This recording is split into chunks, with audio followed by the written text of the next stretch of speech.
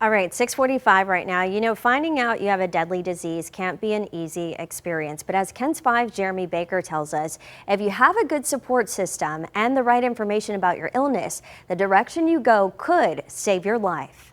Diagnosed on October 9th of 2024. That's when Daniel White got the shocking news he had lung cancer. I've never smoked a day in my life. White says he's always been on the go, always helping others, but lung cancer has taken away much of his strength. One of the hardest things I've ever had to do is ask for help. It's not who I am, and I don't, sorry. Just before starting chemo, White was contacted by Massive Bio for a clinical trial using 2 immunotherapy drugs.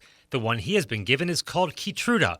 He says it has given him more time with his family. Everything shrank down almost little more than 50% at this point. That's because of the immunotherapeutic drug. Daniel's doing really well. We've now had another CT scan that shows some continued evidence of response. And so we're happy to see that, especially given the amount of cancer that we had seen on his lungs. The CDC says lung cancer is the 3rd most common cancer in the United States. More people in the United States die from lung cancer than any other type of cancer. And more men both contract the disease and die from it as well than women.